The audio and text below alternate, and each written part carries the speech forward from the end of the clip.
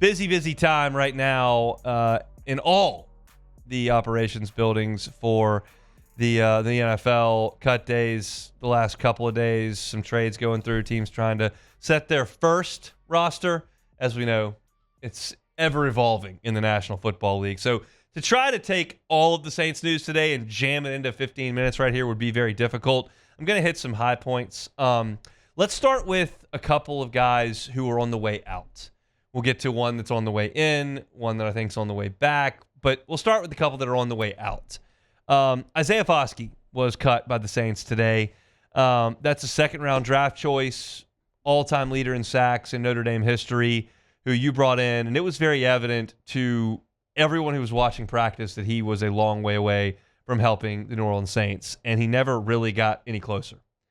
The Saints have had Cam Jordan at one end. He's been a model of durability. Carl Granderson has emerged, but they've had some significant misses with Peyton Turner and Marcus Davenport, and then, of course, now Isaiah Foski, where they've tried to address this all-important position of edge rusher and defensive end, and they've had just some absolute whiffs at the top of the draft. And Isaiah Foski goes right there with all of them. This is not, some sort of crippling blow to the Saints to give up on Foski today.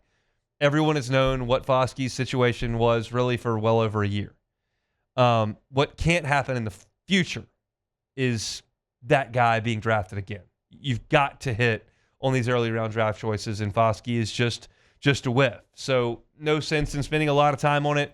Saints have got some guys on the edge that have some potential and some skins on the wall, and they'll be okay there. But Foski, they gave him every opportunity. He played a ton of preseason snaps and just never showed up doing anything. So Isaiah Foski moves on. He will no longer be with the New Orleans Saints. And same goes for Jake Haener. This was a bit of a surprise. The Saints did not, in the offseason, go out and address with a veteran quarterback. They had Jake Haener on the roster. Spencer Rattler returned. And then you draft Tyler Shuck. And the thought was, okay, do they go get Teddy Bridgewater? Is Joe Flacco available? Do they go find someone like that, Carson Wentz, who can be a veteran in the room that may not be a starter, but can, if you need him to, and can teach the quarterbacks how to go about their business? And they didn't do that. So now you look up, and there are two quarterbacks left. You've got Shuck. You've got Rattler. Haener is being cut. He'll try to find employment somewhere else. Now they've got to go get a quarterback. Ben DiNucci is available. That's a guy they've looked at in the past. They've got to find somebody because you clearly can't go forward without other bodies at the quarterback position that are capable. And so Haener, to me, this is one of those deals. Y'all have heard me the last 2 weeks say I don't need Haener to get any reps. I've seen enough of Jake Haener. He's a backup at best in the NFL. He's a camp arm at worst. He's been there for camp as a camp arm. Now he's moving on. But they need the other two guys to develop. And to this point, they've given those guys the lion's share of the reps. Every rep I thought Haener got was just one that Shuck and Rattler couldn't get. And I would have given him very little over the course of camp. Sounds unfair. It sounds harsh. This is the NFL. Get over it. So I have no ill will at all towards Jake Haener. I just know he's not the Saints quarterback of the future. That's even more apparent today as they let him go. So we'll see where he lands. But the Saints have got to go out now and address the quarterback position for sure. We'll see what they do over the course of the next week. Now, they did make a trade, and this is one that was essentially out of necessity. The Saints have made a trade with the Dallas Cowboys to acquire Asim Richards. Richards has spent 2 years with the Cowboys. He's an offensive tackle who's played offensive guard as well. He was a 3-year starter at North Carolina as the left tackle. In 2020, he was a sophomore named the full-time left tackle, part of an offensive line that had that did not come out. Josiah Ezadu and Marcus McKeithen. He blocked for Sam Howell, Javonte Williams, Michael Carter. And he played at left tackle for 3 seasons, ended up blocking for Drake May his last year in 2022. So you're talking about a guy who started a total of 11, 24, 38 games at left tackle for North Carolina. And then he went to the Senior Bowl and became a 5th-round draft choice of the Dallas Cowboys. Now, the Saints did give up a draft pick, a 6th-rounder in 2028, so way down the line.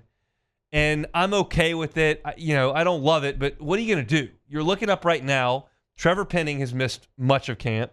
Will Clapp is done for the year. Landon Young is probably going to have to go on IR. He was carted off. Taliese Fuaga is dealing with a knee injury. That's 4 guys, not like 4 guys on the whole roster. 4 guys you were counting on to help you on the offensive line. And Penning is banged up. Clapp's done. Young was on the cart the last time I saw him, and Fuaga has got knees that are bothering him. So, you need offensive linemen. And it's very difficult to go find offensive linemen off the street. You can find a running back. You can find a corner. You can find a wideout. 6'1" guys who can run are a dime a dozen. 330-pound guys that can move and know what they're doing are not a dime a dozen. They're hard to find. So if you're you have to have one. You don't have enough bodies out there. You had 2 tackles healthy as of 2 days ago. So they've got to make a move. You've got to give up an asset to get an asset. I'm not suggesting that they found the answer to their offensive line problems in Asim Richards. What I am suggesting is you can't just stand pat with no offensive line depth. So you worry about your 2028 draft choice that you don't have anymore when you get to 2028, right? If you're the Cowboys, you figure Richards is a depth piece at best. Okay, I'll go ahead and take my draft pick for him. I'm okay at offensive line. The Saints still probably have to do some window shopping here with the players that are becoming available today. Get your scouts deep into those notes and find somebody else to bring in that's been let go from another organization, because you just have to have offensive line depth. Newsflash: it's August 26th. Saints offensive linemen are not done getting hurt between now and Christmas. Somebody else is going to get banged up. So you need depth. And you got to give up an asset to get him. And if you're going to give up an asset, a 6th-round pick 3 years from now, I'll live. Richards has split his time in the NFL between pass blocking and run blocking to this point. I mean, obviously. Between tackle and guard at this point. Had my brain already going forward towards pass blocking and run blocking. He's 24 years old. He's 6'4", 307. He's a depth piece. I don't think he's a starter, but if you need somebody to check in, he can definitely do that. So that's a move the Saints have made to this point. I'm good with it. Last thing I want to talk about here in the Saints segment, player on his way out that could be back. Clyde Edwards-Helaire was waived today, but he does not have to clear waivers because he's a vested NFL veteran. So you're talking about a guy who the Saints could have a handshake agreement. Hey, we're going to cut you right now, but stay right here because we're going to make these moves, and then we'll bring you back either practice squad or to the active roster because we're doing this and this. There is a game to this that is beyond the depth to which I understand fully, and certainly not going to go into live on the radio.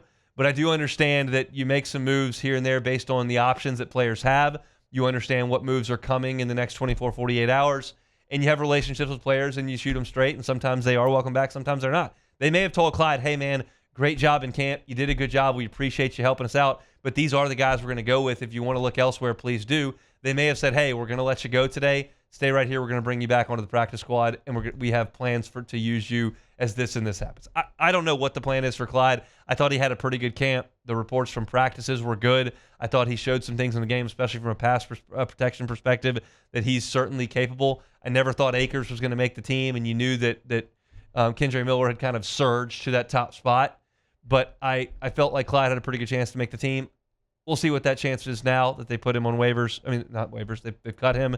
But I think there's a chance that Clyde could come back, and Ross has thought that as well. If you're looking for the Saints news of the day, looking to try to stay up on the cuts and the acquisitions and the trades and everything that's going on, Ross Jackson, LouisianaSports.net has got you covered. He's at the Saints facility, been there for the early afternoon, was writing all morning. So everything that you're looking for is on a roster cuts tracker, and then on the updates on the news feed as things happen. So go check that out for free at LouisianaSports.net. Hey, it's On. Thanks for watching Hunt on Saints. Before you leave, help us out a little bit. Hit that like button, leave your comments in the section below, and hit that subscribe button so you get all our content right here from Hunt on Saints. We'll see you next time.